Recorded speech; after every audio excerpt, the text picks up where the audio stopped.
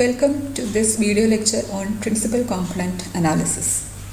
Principal Component Analysis is a dimensionality reduction technique.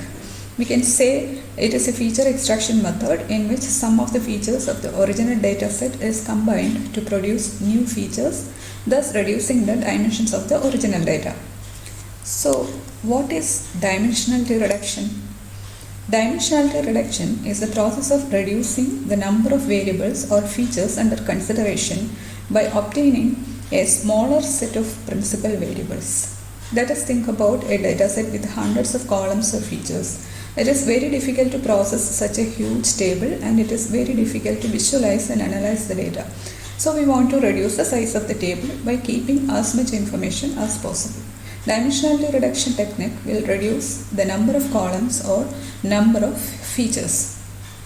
For example, you can think about a movie camera which captures three-dimensional objects and gives two-dimensional output without losing much information. By watching a 2D movie, we can easily identify the persons, animals and other objects appearing in the movie. So, when 3D objects are converted to 2D, or when the dimension is reduced from 3 to 2, it doesn't create much problems. So, dimensionality reduction can be implemented in two ways. That is, using feature selection and feature extraction. So, in feature selection method, we are selecting k number of features.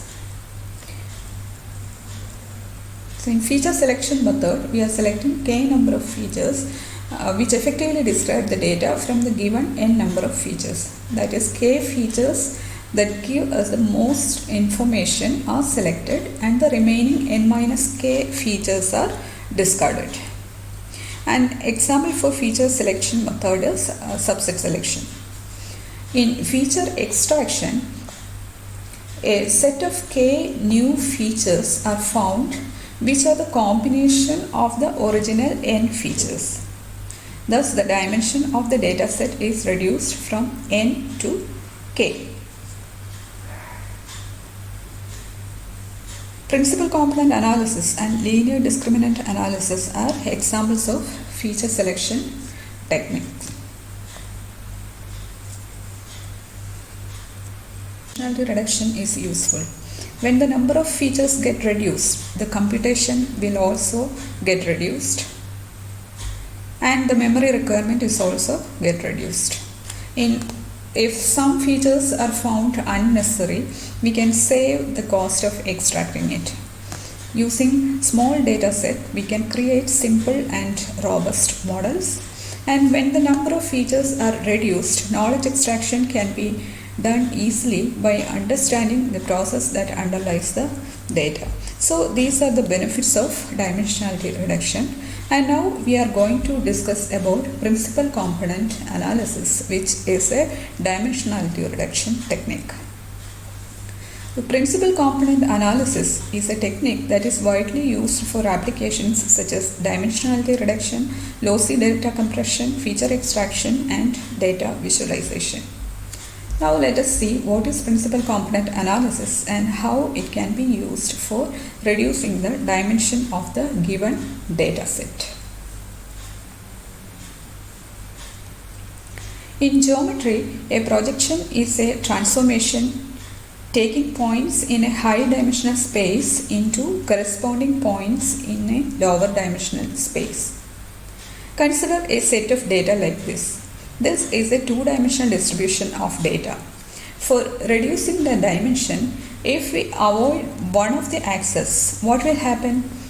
To omit the vertical axis or the feature represented by the vertical axis, these data points can be projected to the horizontal axis. In the same way, if we want to remove the horizontal axis or the features represented by the horizontal axis, we can project this data to the vertical axis like this.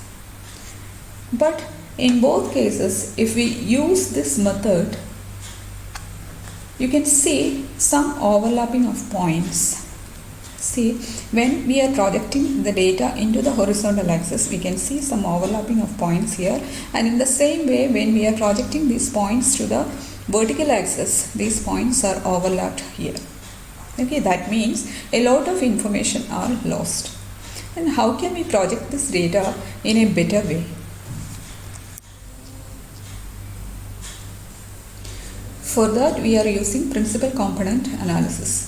The goal of principal component analysis is to reduce the dimensionality of the data by retaining as much variation present in the original data set. PCA tries to find the best possible subspace which explains most of the variance in the data.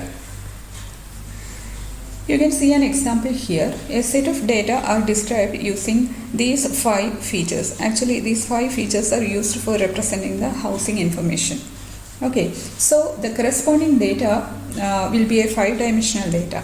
How can we reduce the number of features in this case? Here, the size of the number of rooms and the number of bathrooms are related, and these related features can be combined to get a single feature, that is the size feature. Okay, and the remaining 2 features, the schools around, crime rate, are again related to the location of the house. So these 2 features can be combined to get the location feature. So here the number of dimensions of this data, this originally was a 5-dimensional data, and we have reduced the 5-dimensional data to a 2-dimensional data. So when we represent the combination of the features, that is, these 3 features are combined to get a single feature, that is a size feature, and this feature can be represented as the sum of these 3 features, or the weighted sum of these 3 features, or the average of these features, or anything that best describes this data. So thus we have reduced the 5-dimensional data to 2-dimensional data. This is what is done with principal component analysis. This is called feature extraction, in which we are extracting k number of features by combining the given n features. Principal component analysis transforms the data set from one coordinate system to another coordinate system with less number of axes. Or we can say that principal component analysis transforms the data set from one space to another with lower dimensions. So PCA converts a set of correlated variables to a set of linearly uncorrelated variables. For the given data set, the direction in which the data is spread maximum, or the variance is maximum, is the direction of the first principal component. The second principal component is the direction orthogonal to the first principal component with the most variance. The third principal component is the direction orthogonal to the first 2 principal components with the most variance, and so on. The number of principal components is less than or equal to the smaller of the number of original variables or the number of observations.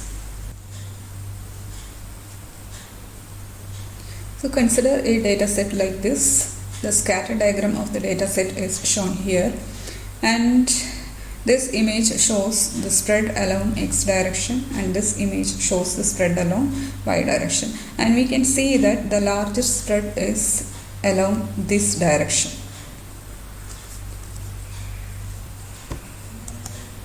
So the direction of the largest spread is the direction of the first principal component, and the direction of the second principal component is orthogonal to the first principal component, and it shows the next maximum spread.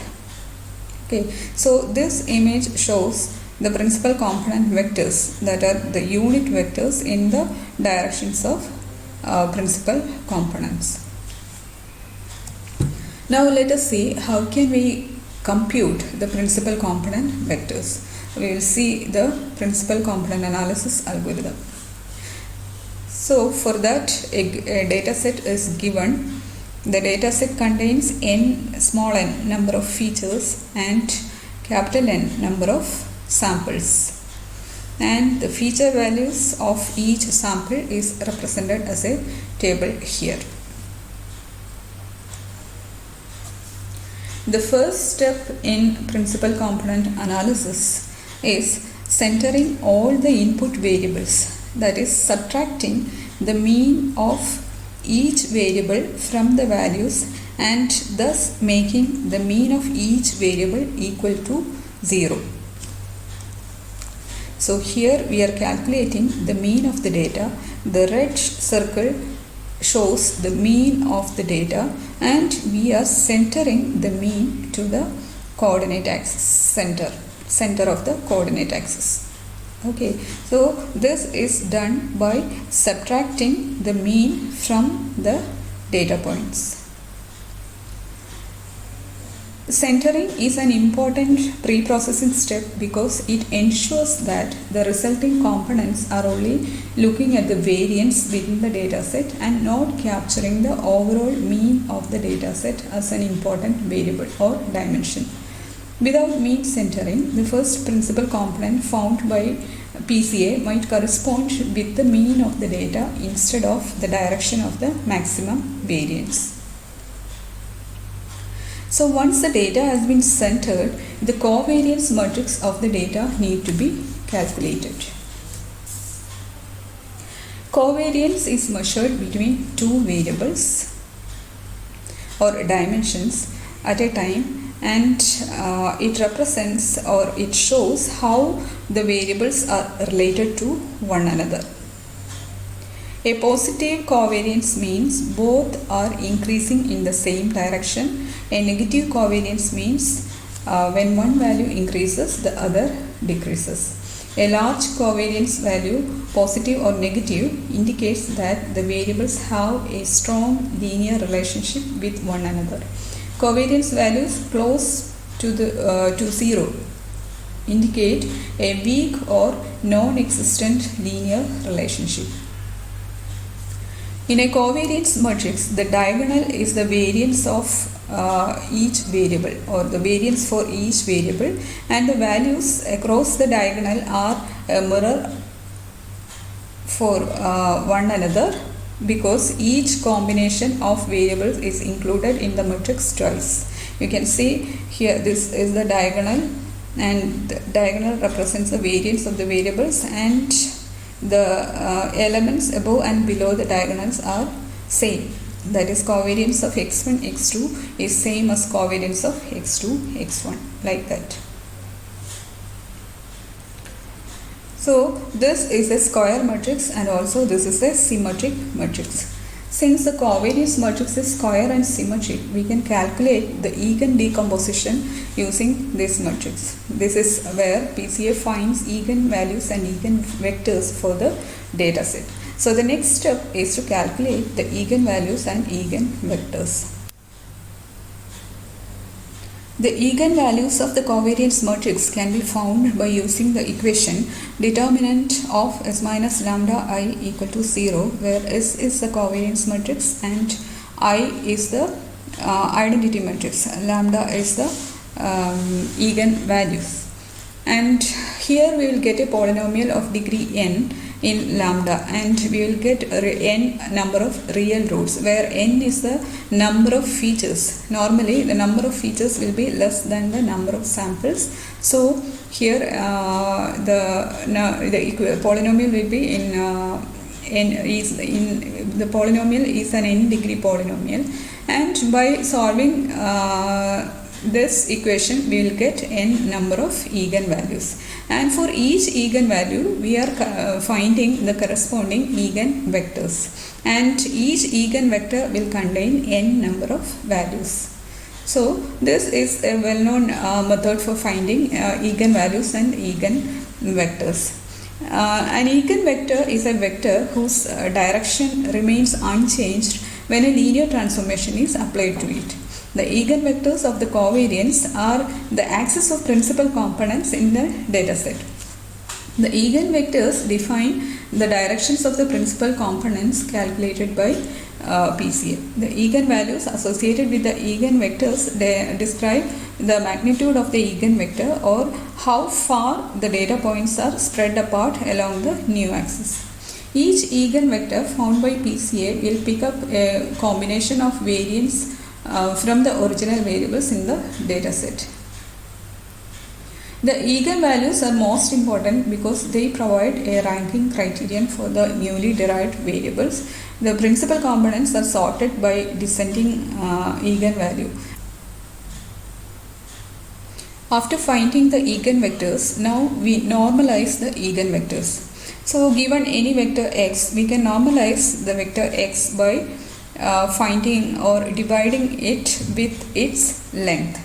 And the length of the vector x can be found out, or the norm of the vector can be found by using this equation, that is square root of x1 square plus x2 square plus etc. up to xn square, where x1, x2 etc. up to xn are the elements of the vector. So in the same way, given an eigenvector, we can find the normalized eigenvector by computing u divided by norm of u. So thus we are computing n normalized eigenvectors. So finally we have to derive new data set. So we have got n eigenvalues, n eigenvectors, and now we have to order these eigenvalues from highest to lowest.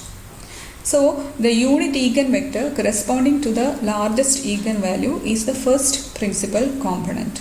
The unit eigenvector corresponding to the next highest eigenvalue is the second principal component, and so on.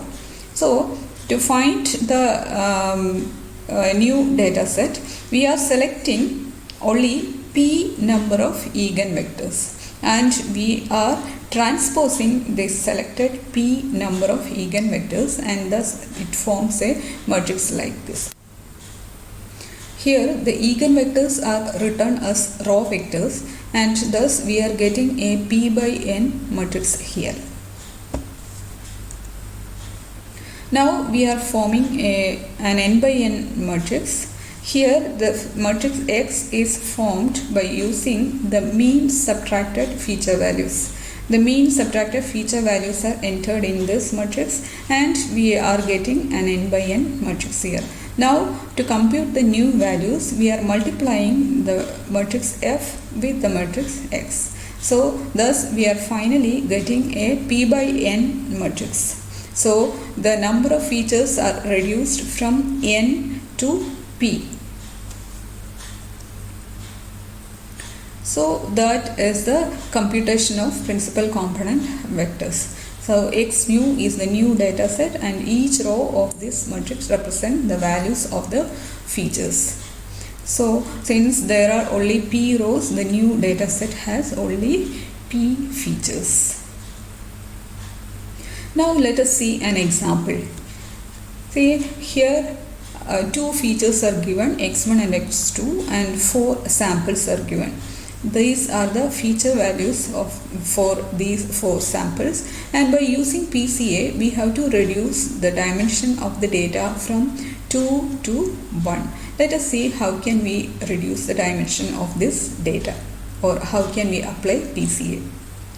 So before starting, I would recommend you to prepare a table like this. See, the feature values are represented like this, x1, x2. These are the given feature values, and we are finding the mean of each feature values. So the mean of x1 is 8 and the mean of x2 is 8.5. We got the mean values. Now we are finding another column, that is we are subtracting the mean value from each feature. So x1 minus mean of x1, that is 4 minus mean of that column is 8. So 4 minus 4, we are getting minus 4.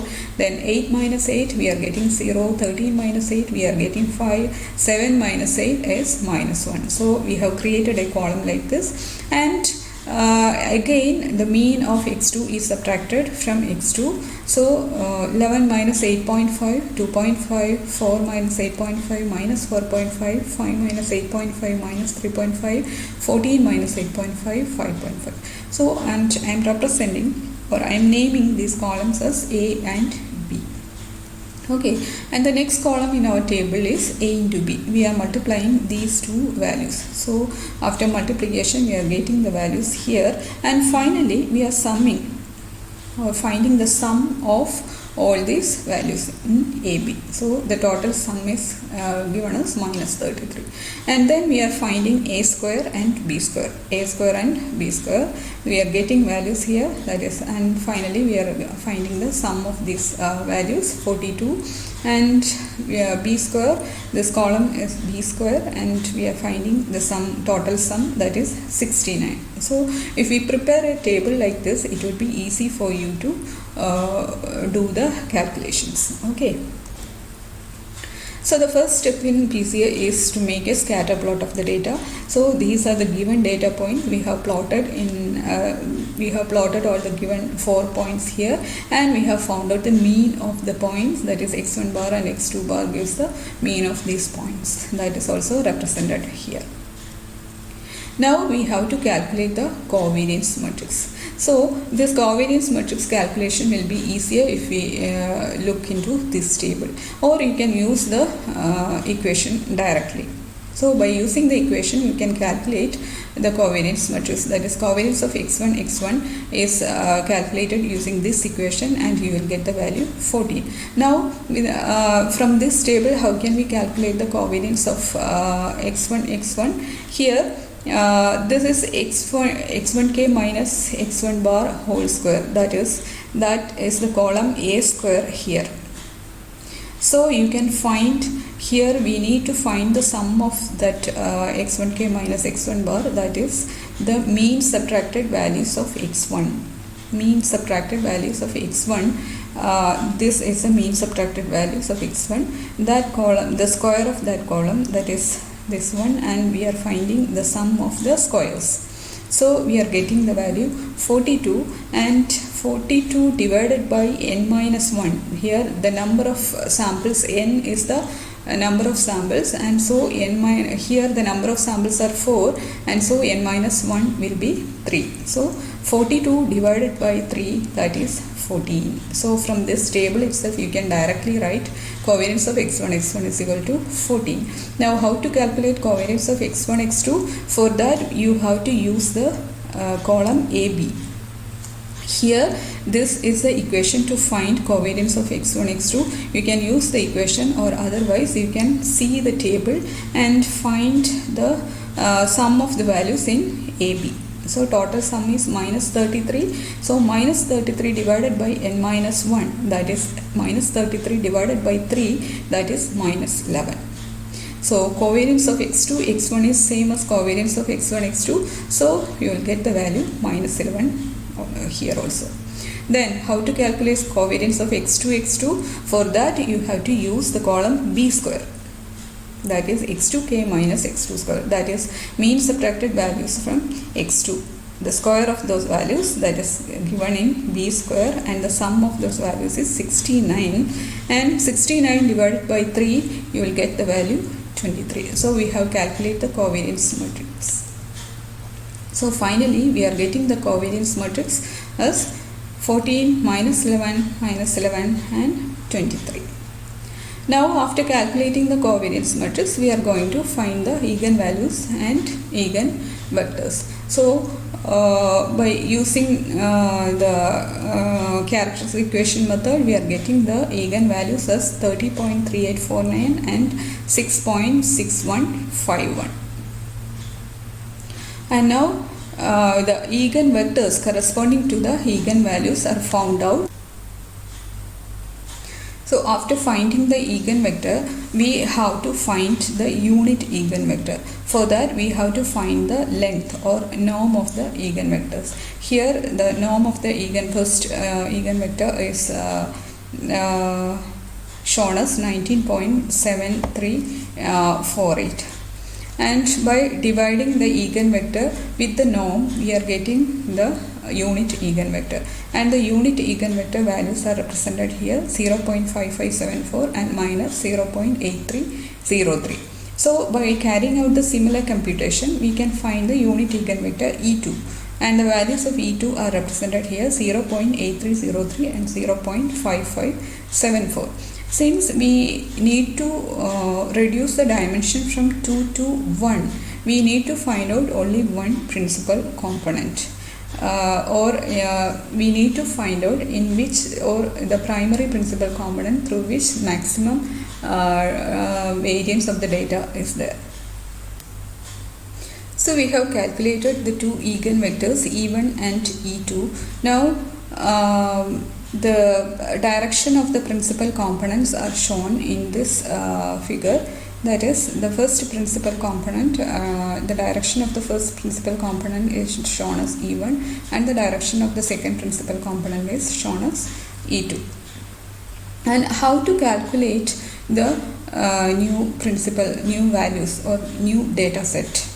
That is calculated as E1 transpose into the mean subtracted values. So here the E1 transpose, or the transpose of the first principal component, or the transpose of the first eigenvector is 0.5574 minus 0.8303. This is a raw vector, and the mean subtracted values are here. So when we are considering a point 411, so the new point, instead of 411, this is a two-dimensional point. We are going to convert this point to a single dimensional point or a single dimensional value. So the principal component corresponding to this data point is calculated as E1 transpose into x11 minus x1 bar, x21 minus x2 bar. That is the 0.5574 into 4 minus 8. These values, this 4 minus 8, 11 minus 8.5, these values we already have calculated. This column A and B, these columns respectively give the values of this x11 minus x1 bar, x21 minus x2 bar. So you can directly, if you create a table like this, you can directly write the values from here. So this is minus 4, 4 minus 8 is minus 4, and 11 minus 8.5 is 2.5. So we are using these values here, 4 minus 8 and 11 minus 8.5. That is, so by multiplying these, we get, multiplying and subtracting, we get minus 4.30535 as the point which represents 411. That is, we have transformed the data points to a new plane or new coordinate system. So for the point 411 is now represented as minus 4.30535. Correspondingly, we can find all the data points. All the 4 data points are represented in the first principal component as, or the first principal components corresponding to the given data points are calculated as, this is E1 transpose, and these values we are getting from the table, minus 4, 2.5. These values I will show, minus 4, 2.5, 0, minus 4.5, 5, minus 3.5, minus 1, 5.5. These values are written here as columns. So when we multiply these two matrices, we will get minus 4.3052, 3.7361, 5.6928 and minus 5.1238. These are the principal components corresponding to the given data points. So initially we were given two-dimensional data. Now we have converted those two-dimensional data into single-dimensional data. Okay, so these are the two features given. These are the two features given. 411 is converted to minus 4.3052, 84 is converted to 3.7361, 13.5 is converted to 5.6928, 714 is converted to minus 5.1238. Now we have to represent these data points on the direction of the principal component, or on the principal component. E1 is the first principal component. So we can represent these data points as orthogonal projections to this principal component. So each point is projected to this principal component, and when where it meets on the principal component is the new values of the data point. So PC1 components, see this value 411 is represented as minus 4.30, that is this value. Then this is 8,4 is represented as 3.7361 and 13,5 is represented as 5.69 and 7.14 is represented as minus 5.1237. So now we have represented the two-dimensional data to a one-dimensional, that is, the data is represented using the principal components. So thus the dimension of the data, the given two-dimensional data, is reduced to a one-dimensional data set. Thank you.